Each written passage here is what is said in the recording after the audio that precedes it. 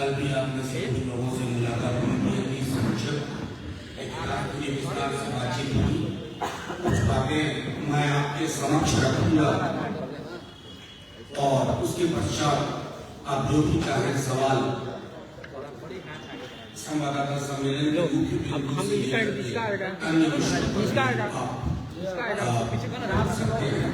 यथाशक्ति मैं कोशिश करूंगा। तो पुनः एक बार आप सबको नए साल की बधाई। नया साल नया सा हो, तीन जो लगा हुआ है, आपकी आजादी भी लेपल लगा हुआ है, लेपल वो नीचे कर दीजिए। लेकिन सब कुछ लोकतांत्रिक ढांचे में झील मत भाई। आज आपके समक्ष आने के पीछे एक खास वजह राष्ट्रीय जनता दल अपने जन्म काल से भारतीय जनता पार्टी के संकीर्ण विचारों, उनके ध्रुवीकरण की राजनीति, उनका मनोवाद के साथ नैसर्गिक संबंध, उसके खिलाफ लड़ता था। हमने कभी तराजू में तौल के लाभ हानि के आधार पर अपनी राजनीति की थी कि तराजू में जो प्रवाह हमें दिखा पड़े भारी उधर चलेगा। आज आपसे जो बात मैं कहने जा रहा हूं बहुत चिंता का विषय है। आज से लेकर 22 जनवरी के बीच में, और मैं पुख्ता जानकारी के आधार पर कह रहा हूं, आप इनकम टैक्स, सीबीआई, ईडी की अति सक्रियता देखें। एक एजेंसी दूसरे एजेंसी को फाइल देगी, वो पॉलिटिकल फाइल है जो बीजेपी के दफ्तर से आई है। इनकम टैक्स खोजने की कोशिश करेगी कि कहीं छुट्टा सा नहीं, वो ईडी को देगी, ईडीआई सीबीआई के बीच में बंटवारा होगा। ये भारतीय जनता पार्टी का, अमित शाह जी का, मोदी जी का चाल, चरित्र और चेहरा। 22 जनवरी में इसलिए कह रहा हूं, 22 जनवरी को प्राण प्रतिष्ठा अयोध्या, लेकिन उससे पूर्व देश के अलग अलग राज्यों में ये इन तीनों एजेंसीज को काम करना चाहिए। ये पॉलिटिकली नहीं लड़ना चाहते, ये पॉलिटिकली नहीं लड़ सकते, ये पॉलिटिकली लड़ने में नाकामयाब रहे, असफल रहे। बिहार 2015 एक बहुत बड़ा उदाहरण है। मैं सिर्फ आपके माध्यम से कहता हूं, हमें पुख्ता जानकारी है कि बिहार, झारखंड, बंगाल, तमिलनाडु, महाराष्ट्र, दिल्ली, पंजाब और अन्य राज्य निशाने पे कौन होंगे? तेजस्वी यादव। निशाने पे कौन होंगे? वहां बंगाल में ममता बनर्जी, अभिषेक। निशाने पे कौन होंगे? अरविंद केजरीवाल। निशाने पे कौन होंगे? इन सारे राज्यों में जो भी बीजेपी का विरोध कर रहे हैं वो निशाने पे होंगे। केस मुकदमे में मेरिट नहीं देखा जा रहा है। 4 महीने उलझाने की साजिश है, जनवरी से लेकर के अपने आखिरी हफ्ते तक 4 महीने। उसके बाद आपको कोई खबर नहीं मिलेगी कि फलाने मुकदमे का क्या होगा। लेकिन ये 4 महीने आपको क्यों उलझा के रखा जाएगा? आपको एजेंडा आएगा तो जोशी साहब है, वहां पीएमओ में बैठे हुए, वो एजेंडा देंगे। आज रेत पड़ने वाली है, 48 घंटे यही खबर चलाओ।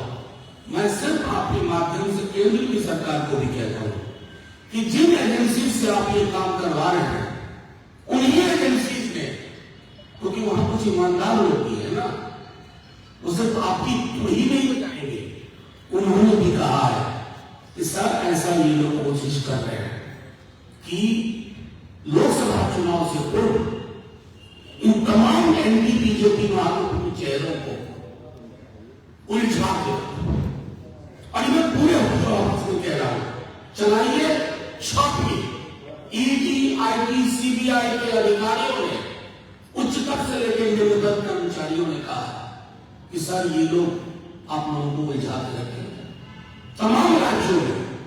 तो मैं आपके माध्यम से सिर्फ उसी सत्ता प्रतिष्ठान को ये कहना चाहता हूं कि डर और खौफ की राजनीति में हार आपकी ही होगी। कौन से राम मर्यादा पुरुषोत्तम की प्राण प्रतिष्ठा कर रहे हो, कभी पढ़ा भी है कि राम का चरित्र क्या था? फिर आपको शर्म आएगी, आपको प्राण प्रतिष्ठा समारोह नहीं करो। संकल्पना क्या है? राम राज्य में ये नहीं होगा, बात करते हो राम राज्य।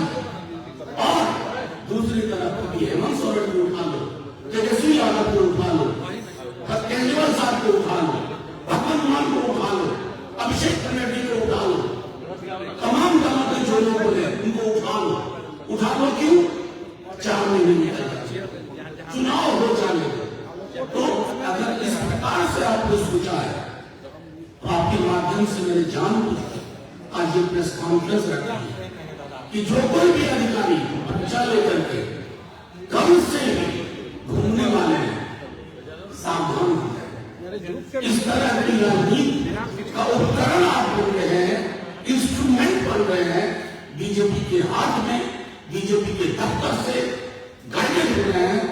आप फिर जानते नहीं इन दलों को चलेगी। खासतौर पर मैं अपने दल की बात करूं, हमारी जिंदगी का, इस दल की जिंदगी का एक बड़ा हिस्सा बीजेपी को उसकी हैसियत बताने में गई और हम हैसियत बताने की राजनीति करते रहेंगे, क्योंकि हमारे एक हाथ में बाबा साहब का संविधान है और दूसरे हाथ में लोहिया जेपी कर्पूरी का एक समता मूलक समाज की उनकी प्रस्तावना है। और उसमें अगर आप सोचोगे ईडी, आईटी, सीबीआई समन भेज करके, ये भेज करके, कुकअप करके, किसी भी तरह के स्टोरी डाल करके सिर्फ उलझाने के लिए उस राजनीति को विराम दो। इसे प्रेस कॉन्फ्रेंस के माध्यम से एक चेतावनी भी समझी जाए, कोई दिक्कत नहीं है। अब आप सवाल चाहें क्या इसको लेकर भय है आप लोगों को किसी तरह की कि ईडी, आईटी का छापा पड़ेगा? प्रेस कॉन्फ्रेंस भय मुक्त है, भय नहीं है, लेकिन भय, भूख और घृणा के खिलाफ जो लोग राजनीति करते हैं उनको किसी का भय नहीं होगा। हम तो उसी के खिलाफ की राजनीति करते हैं। बस आप लोग की इतनी बंदिशों के बावजूद आप हमारी बात पहुंचाते हैं, आप हमारे नेता तेजस्वी जी की या लालू जी की बात पहुंचाते हैं। हम सिर्फ इतना बताना चाहते हैं कि हमें खबर है कि सिर्फ हमें ही आप देश के अलग अलग से सक्रिय होंगे। खास तौर पर 22 तारीख के बाद आप कुछ और करिए, लेकिन 22 तक आप इस कार्य को अंजाम देने जा रहे हैं।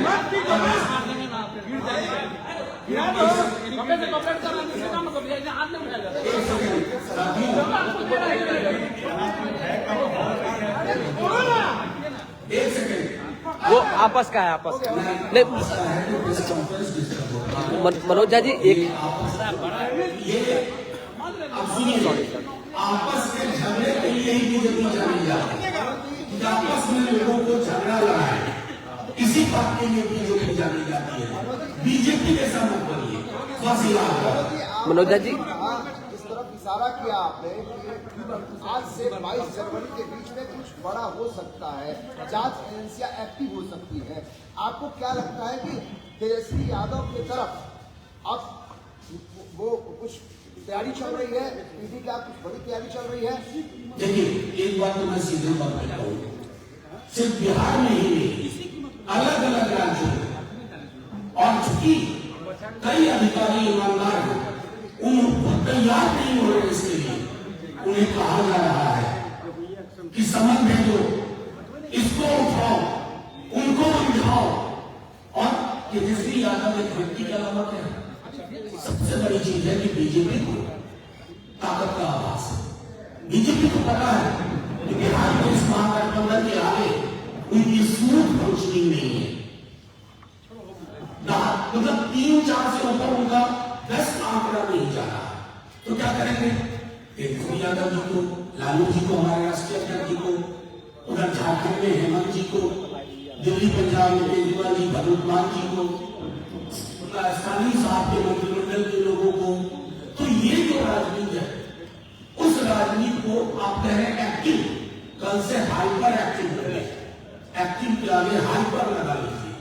परेशान है वो अधिकारी, लेकिन क्या करें, इशारा आ गया है।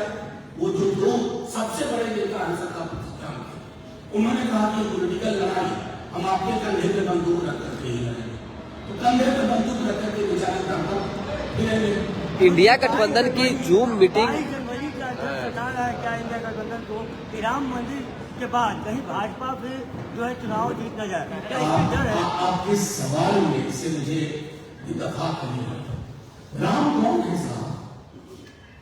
भारतीय जनता पार्टी है क्या? राम मर्यादा पुरुषोत्तम? क्या हमने उनका परिचय जाना है मोदी जी से? मर्यादा पुरुषोत्तम की सबसे बेहतर अवधारणा गांधी जी की हे राम, उस अवधारणा से मीलों दूर है भाजपा वाले। राम राम करने से, जय श्री राम करने से नहीं होता है, यहां हृदय में होना चाहिए। और मैं 4 दिन से कह रहा हूं, अगर कोई व्यवस्था ऐसी हो कि हमारे भगवान पृथ्वी पर आते तो सबसे पहले बीजेपी वाले को कहते नकली राम भक्तों, तुम्हारे अंदर मैं नहीं हूं, तुम्हारे अंदर मैं नहीं रहना चाहता। मेरा आचरण, मेरा व्यवहार, मेरा जीवन तुमने किसी को नहीं पढ़ा है। राम भगवान आते ना तो कहते आदि की इतनी असमानता के बीच में मेरी पूजा कैसे करोगे? बेरोजगारी की इन छवियों, डरावनी छवियों के मध्य मेरी प्राण प्रतिष्ठा का क्या मतलब? लेकिन ये भगवान राम वाले नहीं है, ऐसा नहीं है। राम वाले मनोज जी एक सवाल है, अरे इम्पोर्टेंट क्वेश्चन चल रहा है। भाजपा के पास सीबीआई, ईडी और तमाम तंत्र है, आपके पास क्या है? भारत माँ बंगला है, बनाना है, चलाना है, आपके पास क्या है? मनोज जी, मेरे पास माँ है, भारत माँ। मनोज जी आपने कहा कि मोदी विरोधियों पर बीजेपी केंद्रीय एजेंसियों के जरिए कार्रवाई करेगी या करवाएगी, ये आपका आरोप है, आपके पास फीडबैक है। तो मोदी विरोधी के रूप में बिहार के मुख्यमंत्री नीतीश कुमार भी हैं, क्या लगता है नीतीश कुमार पर भी कार्रवाई होगी क्या? मैं आपको एक बड़ा कैनवस आपको दे दिया, हर किसी पे होगी, हर किसी को, क्योंकि ये पुलिस स्टेट बना चुके हैं इस देश को। ये डेमोक्रेटिक देश को मैं गाली नहीं देना चाहता। अगर आप में से किसी ने भी आईपीसी की रिसेंट अमेंडमेंट को, चेंज को, भारतीय न्याय संहिता को आप पढ़ लीजिए, आपके माइक से सवाल पूछे जाने पे आप उग्रवादी साबित हो सकते हो, तो कोई नहीं बख्शा जाएगा। पहला नंबर किसका है ये करना, आपको दूसरा किसका? 1 मिनट सवाल का जवाब। तो मैं समझता हूँ सद में तो सब आएंगे, पहले किसका घर जलाने की कोशिश की, लेकिन हाँ हिंदुस्तान की जनता ने जब जब अत्याचार की अति हुई है ना, उस सुल्तान को जमीन पे बिठा दिया। मनोज जी आपको ऐसा लगता है कि तेजस्वी यादव पे दबाव बना के नीतीश कुमार को अपने पाले में भाजपा करना चाहेगी, क्योंकि नीतीश कुमार भी नाराज चलने की चर्चा चली इंडिया गठबंधन की बैठक के बाद से? सवाल में चर्चा चली होगा, ये हेतु मतभूत वाली बात है। हम अभी साक्षात सबूत की बात कर रहे हैं, अभी कोई जुड़ाव नहीं है, कोई दबाव नहीं है। अरे ये महागठबंधन ही दबाव के बीच से उत्पन्न हुआ है, इसकी जमीन में नए सवालों के लिए बीच चल रही है। सरकार गिरने जैसी को संयोजक बनाने की बात सामने आ रही है। कल कहा जा रहा है कि एक जूम मीटिंग में ये मेरा मानना है कि जैसे आपने सुना है वैसे ही ये खबरें चल रही हैं। जब तक कुछ पुख्ता ना हो तब तक कोई बात मैं समझता हूँ मनोज जी मंदिर को लेके आपके विधायक हैं जिन्होंने लगाया था सवाल उसमें ये है कि आप लोग कह रहे हैं कि मंदिर जाते हैं तो अंधविश्वास पैदा होता है। तो कुछ दिन पहले तेजस्वी यादव और लालू प्रसाद यादव सब गए थे तिरुपति बालाजी, तो क्या वो भी अंधविश्वास फैला? अच्छा एक बात जान लीजिए, आपको पता है सावित्रीबाई फुले कौन थी? ये कथन किसका है, किनका है? सावित्रीबाई फुले का। अब उनको लगे सूर्य पे डाल देंगे हम इस देश में, क्या बना रहे हैं इस देश को हम? मैं तो कभी करें तो आपको कहता हूँ वो दोहा अगर मैं कर दूं, जो तू बाभन बाबनी जाया आन बात का है नहीं आया, जो तू रख तो रख नहीं जाया भीतरी घटना का है ना कराया। सूर्य पे डाल देंगे कभी इनको, कभी वो ने आज भी गलत बातें की है। इस देश में अलग अलग धाराएं हैं। सावित्रीबाई फुले को उद्धृत किया गया और हमने कल भी कहा था भाजपा के जो सबसे बड़े नेता उनको हमारे राष्ट्रीय अध्यक्ष के सामने बिठा दीजिए धर्म पर बात करने के लिए।